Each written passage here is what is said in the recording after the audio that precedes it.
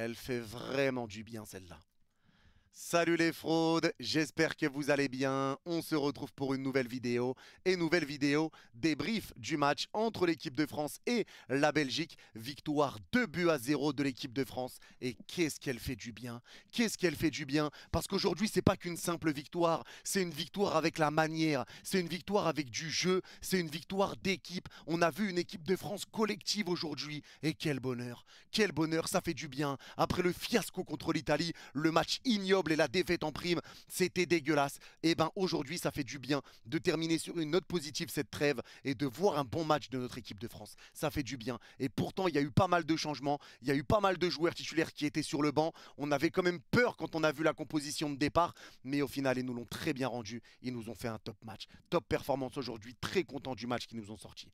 Et il y a pas mal de choses à dire sur tout ça. On va en parler. Mais avant ça, comme d'habitude, merci à toutes les personnes qui ont été présentes sur le live. J'ai commenté le match en live et on l'a vécu ensemble, donc merci à vous et merci à ceux qui prendront 2 secondes pour mettre le petit pouce bleu et le commentaire pour le référencement. Vous êtes les gouts.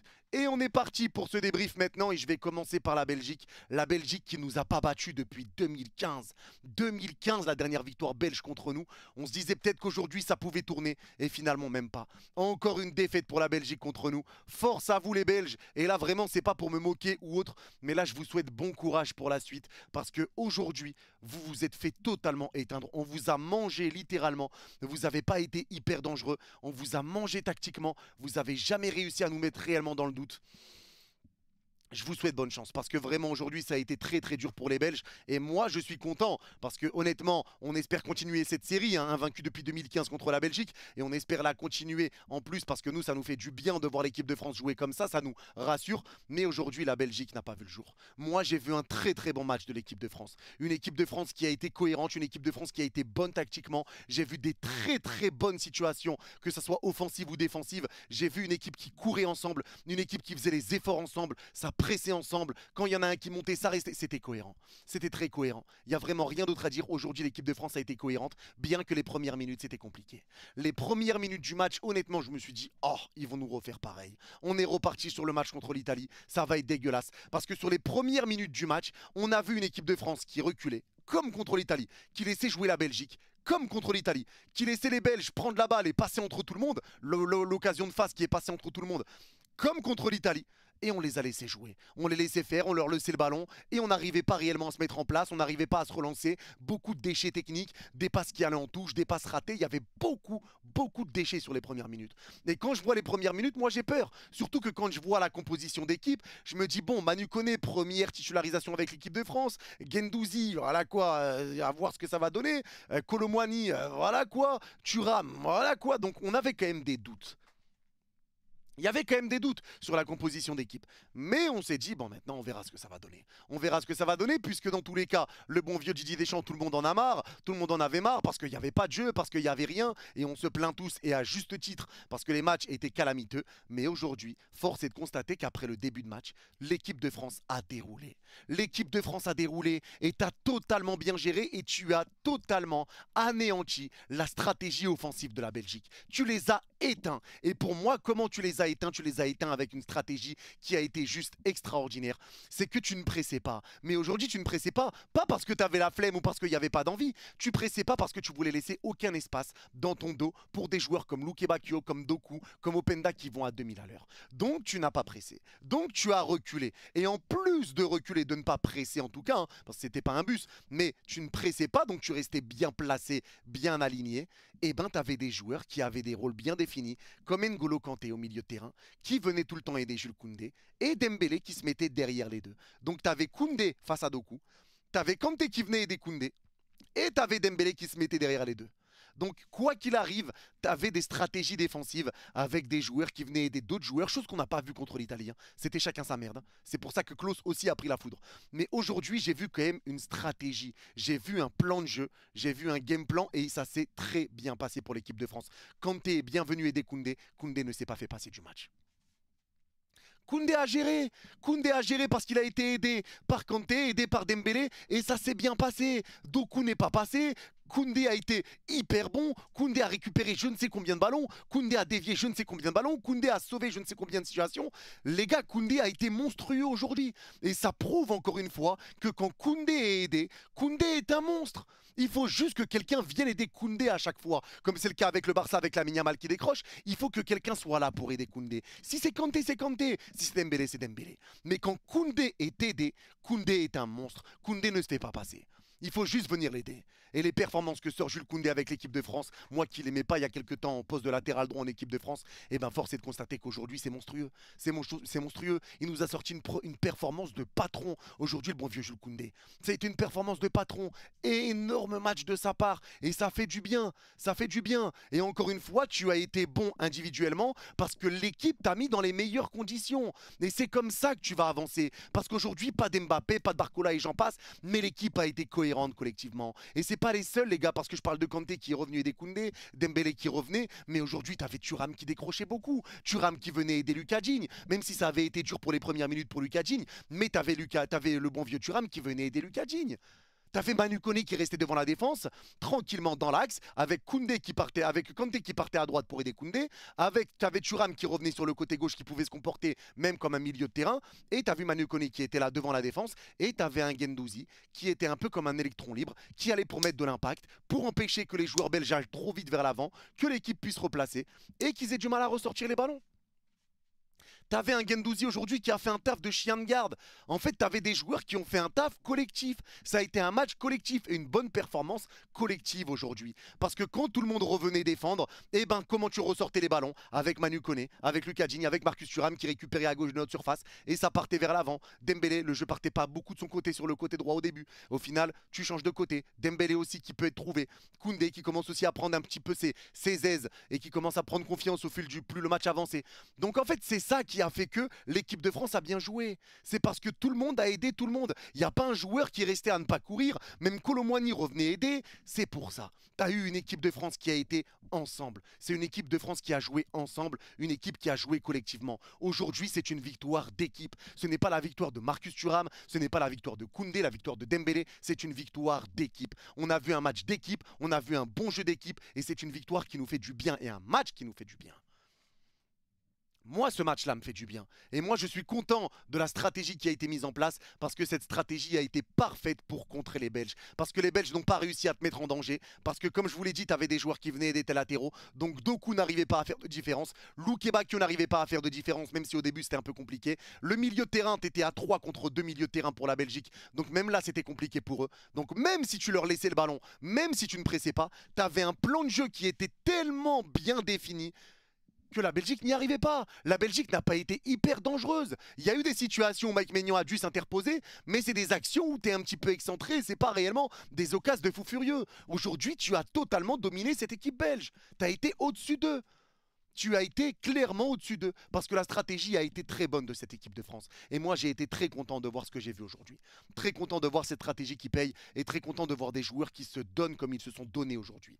Parce que les gars, aujourd'hui, Koundé a été monstrueux comme je vous l'ai dit. Kanté a été monstrueux aujourd'hui comme je vous l'ai dit. Mais Manu Koné.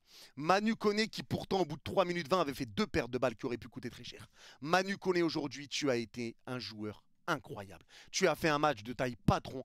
Tu as été exceptionnel. Devant la défense pour venir soulager Saliba et Upamecano. C'était le dernier rempart. Il a mis beaucoup d'impact. Il a fait pas mal de récupération. Il s'entendait bien avec les autres milieux de terrain. C'était cohérent, contrairement au match de l'Italie, où chacun était haut, personne comprenait où l'autre était placé, où ça avait ni queue ni tête, chacun faisait un peu sa vie. Aujourd'hui, Manu Koné était quand même aidé par les autres. Grâce au placement, il savait ce qu'il faisait. Les joueurs venaient aider Manu Koné. C'était cohérent. Chacun avait son rôle. Donc c'était cohérent. Mais Manu Koné a été très bon. Il restait reculé quand il fallait reculer. Il venait presser quand il fallait presser. Il a récupéré des ballons. Les ressorties de balles sous pressing qu'il a fait, c'était juste exceptionnel. Les ressorties de balles sous pressing, c'était juste monstrueux. À chaque fois qu'il était pressé, il ressortait, il restait debout, il tombe, il se relève, pris entre 2-3 joueurs, il se retourne, il porte la balle, il va vers l'avant. Il va vers l'avant. C'est un joueur qui n'a pas peur de porter la balle. Il lui a fallu un petit peu de temps pour se mettre en route, mais quand il s'est mis en route, monstrueux. Pour une première titularisation en équipe de France, chapeau l'artiste. Chapeau l'artiste, ça a été vraiment, vraiment très fort. Énorme match de la part de Manu Koné. Faudrait voir les stats, j'ai pas ses stats, mais vraiment, les stats qu'il a dû avoir, ça devait être monstrueux. Des bonnes passes, des bonnes récupérations, de l'impact. Tout a été bon, du jeu porté vers l'avant, il n'avait pas peur de porter la balle et ça fait du bien de voir ça. Et c'est pareil pour un Guendouzi que j'ai trouvé vraiment très bon, qui allait un petit peu partout, qui avait plusieurs rôles, c'était vraiment le rôle du chien de garde dans ce milieu de terrain. Lui qui venait presser, qui empêchait les Belges de jouer haut, de jouer vite, de relancer rapidement. Il était là pour faire des fautes d'anti-jeu ou en tout cas pour aller presser très rapidement et forcer les Belges à repartir derrière. Moi j'ai bien aimé, et surtout que sur les phases offensives, il n'avait pas peur lui aussi de prendre la balle, d'aller vers l'avant, et tu pouvais retrouver de temps en temps Kanté devant la surface, Koné devant la surface et Guendouzi devant la surface. Guendouzi a eu des occasions qu'il a ratées, ça arrive, mais aujourd'hui son match a été bon. Et le pire c'est que tu t'es pas fait avoir au milieu de terrain parce que l'équipe était cohérente. Quand il y en a un qui montait, les autres restaient derrière, c'était cohérent. Parce que tout le monde se donnait encore une fois. Et ça, c'est bon. Ça, c'est bon. Et c'est pour ça que j'ai aimé ce match. J'ai aimé ce milieu de terrain. Pour moi, le milieu de terrain a très bien fonctionné. La défense, c'est pareil. Lucas Digne, que je trouvais mauvais sur les premières minutes, il s'est très bien rattrapé. Défensivement, il n'y a plus rien qui passait sur son côté. Donc, bon match de Lucas Digne. Il a essayé de ramener du danger également offensivement. Il a réussi par intermittence, mais des moments, c'était compliqué. Voilà, ça a été dévié, etc. Ses centres. Mais en tout cas, je trouve qu'il a essayé. Il est monté lui aussi en puissance, un petit peu à l'image de toute l'équipe qui est montée en puissance petit à petit. Et la défense centrale, Upamecano, Saliba. Upamecano, pareil, me faisait peur dans les premières minutes, des passes en retrait qui auraient pu être rendues à De Bruyne. Et c'est Maignan qui dégage en corner parce qu'il est sous pression. Mais au final, Upamecano montait en puissance, Saliba montait en puissance, plus rien ne passait, les ballons récupérés je ne sais combien de fois, les bons retours défensifs de Saliba, les ballons repris dans les pieds, les anticipations, le placement quand les milieux de terrain n'étaient pas là, c'est eux qui étaient là, qui récupéraient. Tout a été bon. La défense centrale aujourd'hui pour moi a fait le taf. Ils ont fait le taf, ils ont été vraiment bons. Ils ne se sont pas fait passer. Et ils ont été rassurants. Et c'est la charnière centrale qui fonctionne bien. Upamecano, Saliba, aujourd'hui, ça a été très bon. Quand Upamecano n'était pas là, c'est Saliba qui récupérait. Quand Saliba n'était pas là, c'est Upamecano qui récupérait. Moi, j'ai beaucoup aimé cette défense de l'équipe de France. J'ai beaucoup aimé ce milieu de terrain de l'équipe de France. Et j'ai beaucoup aimé cette attaque de l'équipe de France. Parce qu'aujourd'hui, Ousmane Dembélé a été encore une fois buteur avec les Bleus. C'est deux Parisiens qui marquent et ça me fait plaisir. Mais aujourd'hui, les gars, Ousmane Dembélé a été très bon. Lui aussi, il est beaucoup venu aider Koundé, comme je vous l'ai dit. Encore une fois, il n'avait pas peur de faire les efforts, tout le monde courait, Kolo Muani aidait également pour venir aider, pour essayer de mettre la pression. Il y avait Kolo Muani qui venait aider, comme je vous l'ai dit là à l'instant, mais il y avait Thuram qui redécrochait beaucoup. Quand on n'avait pas la balle, il se comportait limite comme un milieu de terrain. Des fois, il venait aider Lucas Digne. Donc en vrai, aujourd'hui, j'ai beaucoup aimé ce que j'ai vu. Dembélé a été monstrueux au-delà de son but. C'est beaucoup de courses vers l'avant, beaucoup de retours défensifs pour aider son latéral. C'est du jeu vers l'avant, c'est des appels de balles, c'est des bonnes passes, c'est des transitions assez rapides. C'est des bonnes combinaisons offensives parce que l'équipe avait déjà du sens. L'équipe avait du sens, donc forcément que ça ramène du talent pour tes attaquants. Parce que quand tu as des joueurs qui portent la balle et qui vont vers l'avant, et ben forcément que tes attaquants ils sont aussi mieux servis parce que eux peuvent partir vers l'avant. Ils n'ont pas besoin de décrocher, prendre la balle et faire des exploits tout seuls. Aujourd'hui, Dembélé a été monstrueux, Dembélé a été buteur et il va prendre confiance petit à petit. Parce que pour tous ceux qui disent que Dembélé c'est dégueulasse, il n'a pas de frappe, il est nul, regardez ses entraînements. Je pense qu'il y a quelque chose dans sa tête. Mais Dembélé, quand il arrivera à trouver vraiment, à régler ce problème-là, parce qu'à l'entraînement, il a une finition très bonne. Je pense que ça sera très fort. Mais pour l'instant, c'est vrai que là, la finition, c'était un peu compliqué. Mais aujourd'hui, il a été buteur. Et aujourd'hui, il fait une top performance. Marcus Thuram, comme je vous l'ai dit, j'ai beaucoup aimé son match. Parce que lui aussi n'avait pas peur de faire des efforts, décrocher, prendre la balle, remonter, combiner. Les combinaisons avec Kolo, les centres, les tentatives de frappe. Il arrivait à garder la balle dans la surface, l'intelligence, la vision. Ça a été bon pour Marcus aujourd'hui. J'ai bien aimé le match de Marcus. J'ai bien aimé, tout était cohérent. Et Kolo Muani, c'est pareil. Kolo Muani qui faisait des très bons appels de balle aujourd'hui, a été servi, n'a pas été servi, ça dépendait des moments, mais des très bons appels de balle. Alors, il a eu du déchet, bien sûr, mais des bons appels de balle, des bons retours défensifs. Il était dans le sens du jeu, il arrivait à combiner avec les autres, il a marqué. Que voulez-vous de plus? Aujourd'hui, Kolo, pour moi, a été bon. Il y avait des très bonnes combinaisons. Et l'attaque a très bien combiné entre elles. C'était très fluide entre tout le monde. L'équipe était fluide. Aujourd'hui, j'ai vu un très bon match de l'équipe de France. L'équipe a été fluide. Et certains vont dire, oui, c'est de la faute d'Mbappé. Et voilà, Mbappé n'est pas là, donc l'équipe joue bien. L'équipe joue mieux sans Kylian. Moi, ça, je peux l'entendre. Ça, je peux l'entendre. Maintenant, aujourd'hui, il faut parler français. L'entrée de Kylian Mbappé n'est pas ignoble. C'est pas la meilleure entrée de sa vie. Il a eu des situations qu'il a ratées, mais l'entrée d'Mbappé, pour moi, n'est pas mauvaise. On a vu quand même un Mbappé qui driblait, qui arrivait à reprendre un peu les défenseurs de vitesse, qui a eu des situations, qu'il a ratées, certes. Hein, il venait pas presser. C'est les deux choses que je lui reproche. Les ratés qu'il a pu avoir, ce qui peut arriver, et le fait qu'il ne presse pas. Parce que lui reste beaucoup trop devant et à partir de ce moment-là, ça a été un peu plus compliqué de récupérer les ballons. Les Belges étaient un peu plus tranquilles. Donc ça, c'est ce qu'on peut lui reprocher. Mais aujourd'hui, il a quand même eu des situations, des bons appels de balles, il a eu des occasions de but qu'il a loupées, mais il a eu des dribbles, il a eu quand même des poussées de balles, il a eu quand même ce côté explosif qu'on lui a un petit peu retrouvé sur son entrée en jeu. Mais maintenant, moi, je vous le dis très clairement, est-ce que c'est encore une fois suffisant pour un Kylian Mbappé? Non, et c'est pour ça que beaucoup le jugent par rapport à ça. Ce n'est pas suffisant par rapport à ses capacités. Mais moi, je ressens quand même qu'il y a quelque chose qui ne va pas chez Mbappé.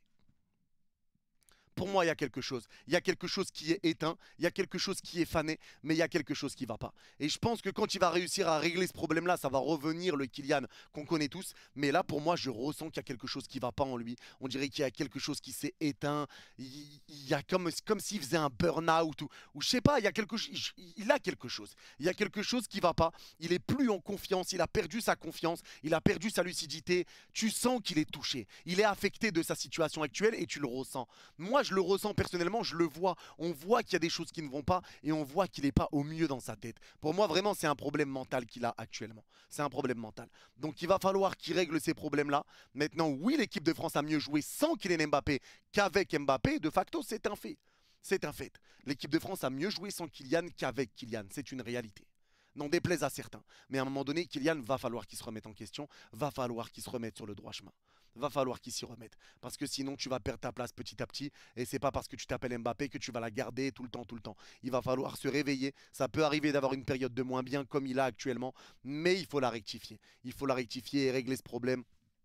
Parce que moi, je pense qu'il y a vraiment quelque chose d'éteint en lui. Il y a vraiment quelque chose d'éteint en lui. Mais en tout cas, moi, très content du match qu'on a vu. Même cette entrée de Griezmann qui a été plutôt bonne. L'entrée de Barcola qui a été plutôt bonne. Olysée qui a été plutôt bonne. L'entrée des joueurs ont été plutôt bonnes. Il y en a certains qui vont dire que la Belgique a été nulle. C'est pour ça que la France a bien joué. Mais on a vu que non. Regardez les 15 premières minutes. C'était compliqué. On pensait tous que ça allait être compliqué encore une fois. Comme contre l'Italie. Au final, tu prends l'ascendant du match. Moi, je pense vraiment que ce match-là, tu le gagnes parce que tu as été très bon tactiquement. Tu as bien bloqué cette équipe belge. Moi, je pense que c'est surtout ça. Tu les as bien bloqués, tu les as empêchés de jouer sur leur qualité. Et derrière, tu as joué avec les tiennes. Tu as été bien en place. Tout le monde a couru pour tout le monde. Ça a été un collectif. Et tu as été efficace.